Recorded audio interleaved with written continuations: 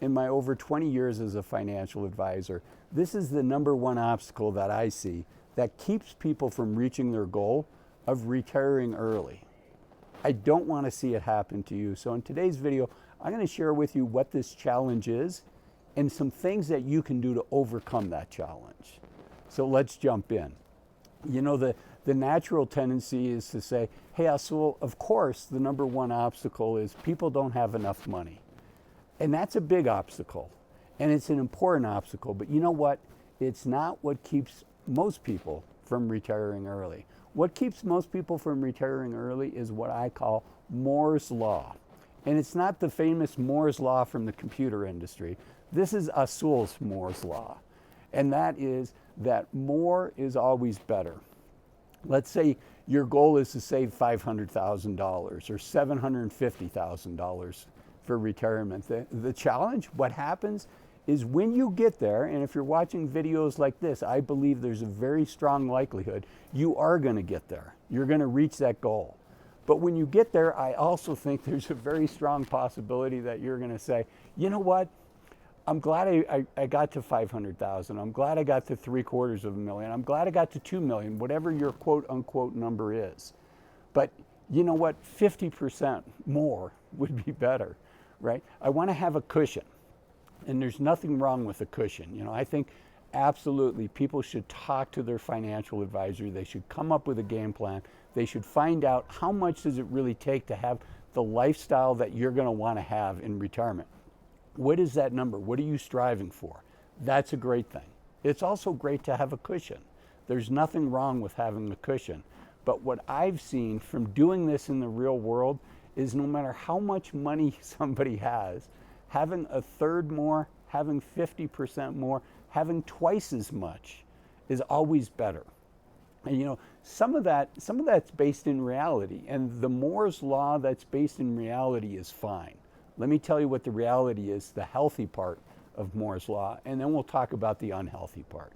The healthy part of Moore's Law is, you know, maybe you're 20, when you were 25 or 30, you said, you know, if I had $500,000, if I could live on $25,000 or $30,000 a year, man, I would retire for sure. I would quit working for sure.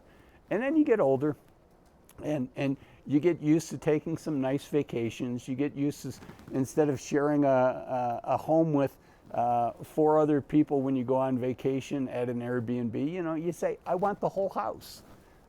Or I want a house that's close enough that I can walk to the beach so I don't have to get in the car and put up with traffic and find a parking spot. I'm willing to pay that premium for an experience like that. Or where you want to live full time. You know, you want to live in a nicer neighborhood. You want to live in a nicer home. You want to be able to go out to eat. You don't want to eat ramen every day. All of that, that's all healthy, I think. It's all healthy to say you have a better understanding of what lifestyle you want, and you're willing to make some sacrifices to get there. You say, okay, I realize I'm going to have to work 3 more years or 5 more years to not have a roommate, to not be eating ramen noodles for dinner, right? I think that's super healthy. You know, as I record this, I'm here at this ski resort here, and it's a beautiful place, and I'm about to have lunch here. And you know what? There's other places I could go for lunch that are much less expensive. And when I was a younger person, I would have had my lunch inside of my coat jacket here. But now I want to eat lunch, you know, where there's a nice view and I can see the mountain and enjoy my lunch. So these are trade-offs I've made. And part of my life in retirement is I want to be able to do things like this, to be able to go skiing with my friends, to go to nicer restaurants every now and then, maybe to order a beer at the restaurant or a nice glass of wine at the restaurant. So that's the healthy part of Moore's Law. Let's talk about the unhealthy part. The unhealthy part is when you've reached the number for your lifestyle and you say, okay, you know, I want to be able to spend, let's just say $60,000, $80,000 a year in retirement, $100,000 a year. Let's go with $100,000 a year in retirement because it gives me a nice round number. You know, if all of that's coming from your retirement savings, and it's not going to, because a fair piece of that's going to come from Social Security. Let's say half of that comes from Social Security, and maybe you have a rental property. So half of your money is coming from Social Security and other sources of income, and the other half is coming from your portfolio. All right, if you want $50,000 a year from your portfolio, right? If I've done my math right, you're going to have a portfolio. I'm doing public math of $1.25 million. So double check my math, but I believe 4% of $1.25 million is $50,000. So you've pre-decided it. You've run the numbers. You have a financial advisor. And so $1.25 million is your goal. And let's say you get fortunate and the stock market does well. And you know, we've really been fortunate. Not that it hasn't been a bumpy ride, not that we haven't had our ups and downs, but the last 30 years overall, if you've just done what the market's done, you've done pretty well in the stock market. So let's say you get to $1.25 million, and then you say, you know, I talked to my financial advisor and I really want to have a cushion. Nothing wrong with having a cushion. I think you should have a cushion.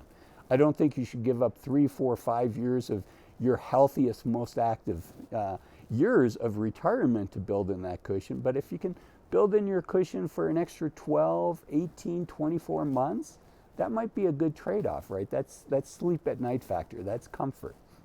So that can be a really good thing.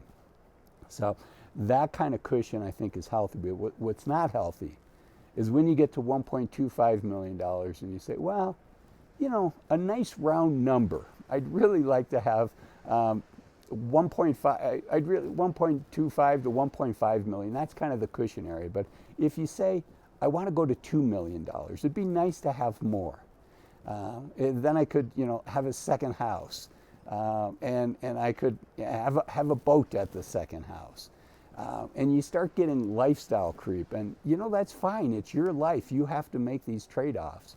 But remember what you're trading off. It's not just because you're healthy today. And here's where the danger comes in. Let's say you're 50 years old, you were fortunate, the market did well, you sacrificed, you're ready to go, and you have enough money. Let's keep with my example, $1.25 million. You have that. And you build a cushion and you decide that you're going to work an extra 12 or 18 months. And then so now you've got $1.5 million and you've got your cushion. But then when you get there, you're like, $2 million would be better. My caution for you is, let's say that takes you to another 5 years to build up there. Maybe it doesn't, maybe it does. But here's my caution, having done this for so long, is you'll never get there. You'll never get to the point where you're comfortable. When you get to 2 million, you're going to want 3. When you get to 3, you're going to want $4 million. And before you know it, you've given up the youth of your senior years. You've given up the chance, if something like this is what you enjoy doing, you've given up the chance to let this be a major part of your life. Now, I'm fortunate where I live. I can go skiing on the weekends. I can take a half day off of work and go skiing, stuff like that. So this is not the right example for me, but for instance, I like to surf. You know, if I want to live the beach lifestyle, probably means I move, right? Probably means that I retire. And yes, I can make the same trade-off that a lot of my clients are making. Say, well, I'll do that in 2 years. I'll do that in 3 years. But, you know, it's a lot easier to enjoy surfing when you're in your 50s than when you're in your 60s. I plan to enjoy surfing when I'm in my 60s, but you just give up a lot of life, and I don't want to see you sacrifice unnecessarily. And so I'm going to leave you with that thought. Don't sacrifice unnecessarily. I want you to be super conscious about what you're giving up in order to get this cushion, in order to get more. I don't want Moore's law to suck you in and you find yourself in a place where all of a sudden you're like, I'm 65, I'm 67. Where the heck did the youth of my senior years go? I blew it. Remember, when you're 60 years old, we need to have a sense of urgency before we're 60. Once we're 50, a sense of urgency to really take advantage of the youth of our senior years and be super conscious about the trade-offs that we're making.